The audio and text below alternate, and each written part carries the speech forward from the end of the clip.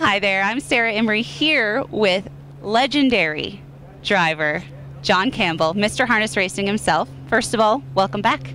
Thanks, it's great to be back. It's been a long time since I've been at Western Fair, but it feels really special to come back. Absolutely. Is there anything that really brings back, any specific memories that kind of brings back? It's been about 30 years since I think we've seen you in the race bike here. Yeah, a lot has changed. The paddock is certainly a lot different. You know, there's so many more new buildings and just so much more going on around the racetrack than there was then. So it's quite a shock to me to be back and see all this. It's a lot different than when I left. Absolutely.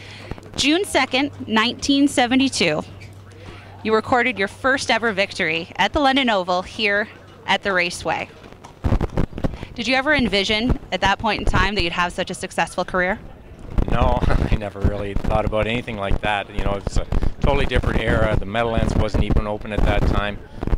You know, I was just trying to find my way around the track, trying to learn to drive without getting hurt or getting anybody else in trouble.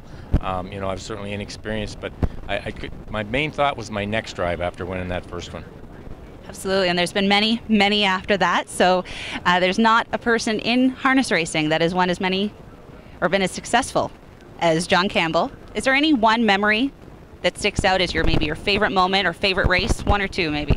I think there's three Hambletonians that are really special for me. First, my first one with a horse called Maclo Bell. He was trained by a very good friend of mine, Chuck Sylvester. As I mentioned, my first Hambletonian, so that was very special. Winning with a horse called Tagulaboo, who was trained by my brother, and my mom and dad and my entire family were there for that. That was, you know, just something that you can't even put into words. And then I had an injury that was, you know, quite severe in '03, and I came back and won the Hambletonian with Glidemaster in '06. So those three, I think, maybe stand out a little bit more than the others. Absolutely. Now, it's been a long but very, very successful career. 40 years you've been in the Silky so far. Hopefully another 40 years afterwards if we have anything to say about it.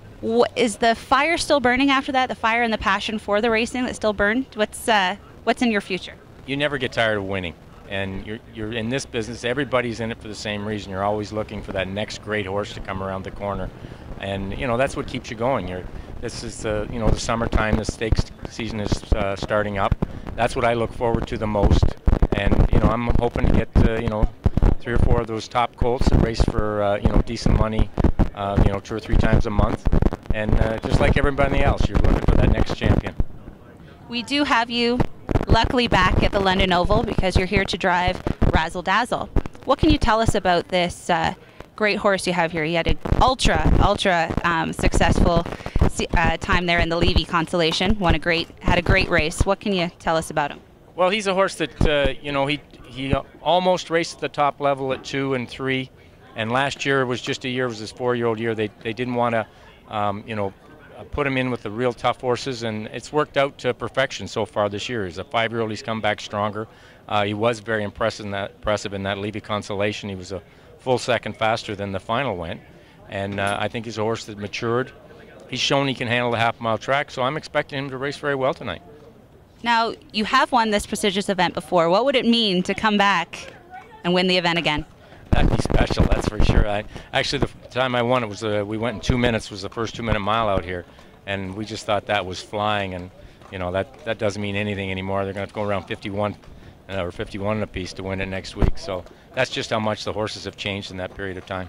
Maybe we'll even see break the 150. Hopefully. It's possible. You never know. I never get wrapped up in time because they just keep going faster and faster each and every year. Well, good luck, and thank you for talking with us. We'll see you hopefully in the winner's circle. Thank you very much. I hope I get there.